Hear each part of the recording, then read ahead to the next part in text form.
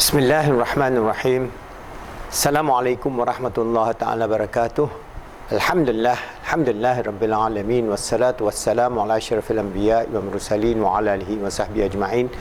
Alhamdulillah, we are discussing on this nature of the Islamic perspective of how we're going to look at this integrative model of ourselves, and we are discussing about depression.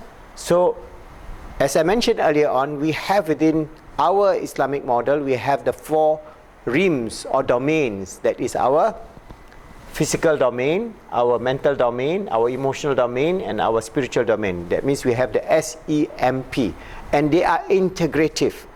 Even though in our discussion we are talking about separation, only to give us an indication of what it is. Because if you ask the question of, for example, consciousness, what is consciousness? And how does consciousness affect depression? So it is a higher level thinking, because it is not just the neurological function of the brain, because consciousness is not in the brain. Consciousness is beyond the brain. And if, for example, you talk about depression, they have no will to work, no will to live, no will. What about the nature of will? Is it just a physical aspect or the neurological aspect, or far beyond that? So these are the perennial questions that psychologists could not answer. So that's why when we look from the perspective of our model, Alhamdulillah, we have this perfect model of these four realms of existence within which we operate as a human being, having consciousness, having free will, and expressing that in terms of our life in this world for 100 years or whatever length of time that Allah has given us on this earth. But we are a spiritual entity that lives beyond space and time in its perfection, as Allah has ordained when we were put into being in the realm of Azali. So when we talk about, for example, the aspect of we are talking about the spiritual aspect, emotional aspect, mental aspect, and physical aspect. It's just like we have four wheel of a car. All right, you have this four wheel, then the car, you can drive the car. The car will be traveling along very well on the highway of life. But if you have only three wheel, you don't have the spiritual. You have only the physical, mental, and emotional domain, as what we have in the bio-psycho-social model. You have the three wheel, bio model, the psycho model, the social model. So you have 1, 2, 3, but you do not have the spirituality. Then your car would not be able to drive in a smooth manner along the highway. It will be just rambling here, rambling there, rambling here. So this is the reality of the field of psychology today, because the 20th and 21st century psychology is based on this very thick idea of atheism, agnosticism. That means putting God outside the picture, putting spirituality outside the picture. As long as they do that, they cannot solve the problem. So this is our belief, that depression is not only a psychological problem, depression is also a spiritual problem. And they're all linked together. So how are they linked together? For example, if I say, okay, we have the physical environment, the social economic situation, all right, how they are living, whether they are living in a squatter area or whether they are living in as a refugee and so on, those will affect your psychology. All right, then you have your genes.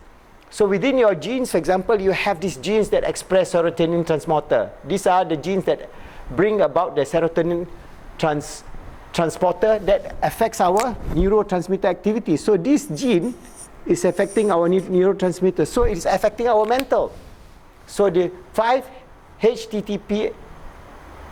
HTTPL-PR gene is expressed. But when you say it's expressed, you mean all those who have this kind of gene within you will have depression? No. The expression of this serotonin transporter gene will only be affected if you have extreme stress. So this gene will be affecting you in terms of your depression if you are having stress. But if you have no stress, then this gene is not expressed. So your neurotransmitter activity will be normal. Then you have your serotonin, no endorphin, and your dopamine and all that working very well within your whole neurotransmitter system within your physical brain. all right, the interaction of the brain. So when you do that, we know that now the expression of the gene, we have the science of epigenetics, which tells us that our social environment, our physical environment, and our spiritual environment actually affects the nature of our well-being. So again, this is spiritual, mental, and physical. Physical, we can say that, okay, this is genetic, it is in the brain. Neurotransmitter, we know those are the neurochemicals that is affecting our information in our brain. But epigenetics says your spiritual state and your emotional state will affect your gene expression. So your gene actually now is being expressed by these 4 aspects: your spiritual, emotional, mental, and physical. So they are all integrated. So when we understand this, then we know that this science of the nature of consciousness and the nature of our psychological situation that is expressed in depression is just one of the various possibilities of the expression of our consciousness. All right? And the affective area is affected by our physical environment, our gene, our diet and nutrition, our physical activities. For example, again, if you look at physical activities, there are many studies which shows that if you are depressed, you have depression, all right, and then you go and take a walk, go for a walk, exercise 5 to 7 times a day, 30 minutes a day only, not much. Go walk in the nature. You know what happened? You'll again, your serotonin expression, your neurotransmitter will affect your neurotransmitter. So this physical activity actually affecting your serotonin transporter and it's affecting your neurotransmitter activities, in which you have higher level of serotonin and then you don't have depression. So one of the best remedies for depression is go for a walk, especially if you go for a walk with your loved ones or your children or your husband or your partner, and then you have a nice walk, a nice talk, and you look at the beautiful scenery of the seaside or the lakeside or the garden or everywhere you can go and walk and see this beauty, this grandeur, and then you have this calmness. And when you have this calmness, it affects what? Your physical activity affects your neurotransmitter, it affects your serotonin, affects your epigenetics, and affects your spirituality, and affects your emotional self. All right? So I'm giving you this holistic picture that, alhamdulillah, in Islam we have this integrated, holistic model of understanding depression. Okay? The same thing, we can talk about anxiety, we can talk about OCD, we can talk about all the whole range of psychological problems that modern society faces. All right? So we have this idea, and naturally we have to do a lot of empirical research to show that our model of the SEMP, our roh, qalb, akal, jasad, affects our nafs, that is our nature of our being in this physical world, including our physical body, and how we can modulate and give it this al-ummah wasatan, the balance. So we are a creature that Allah has created in just balance. So if you have to have wellness, you want to have health, you want to have goodness, you want to have joy, happiness, fulfillment, success, all that needs a consciousness and a self that is balanced. So we have these physical activities. Then also we talk about diet and nutrition. This is a physical thing. But if you have junk food, then you have a junk akal. You take all those junk food, junk fast food, sugar-laden, processed food-laden, with all the chemicals, additives, and so many of this nonsense that we are feeding ourselves and our children. What will happen? We have a generation of people who cannot think. We have a generation of people who are actually having very high blood sugar level, like a spike, because they're taking a lot of this sugary-based type of processed food. So you have this spike where they become attention deficit, AD, they become very hyper, then they become hypo.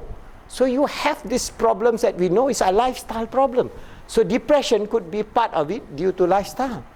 So as you can see, I'm just talking only of the physical realm, which is affecting your mental, cognitive aspect, and also in terms of your psychosocial, it is affecting this cognitive distortion here is affecting from the psychosocial, which is affecting the physical, the emotional, and the spiritual. What I'm trying to tell you is that it is all one whole piece. We are created justly balanced. We have the 4 rims all integrated into our nature of our being as a human being, and this is what Allah give us as our basis of existence. So once we understand that, then we have to acknowledge that we have a spiritual rim. We have our emotional rim, we have our mental rim, and our physical rim.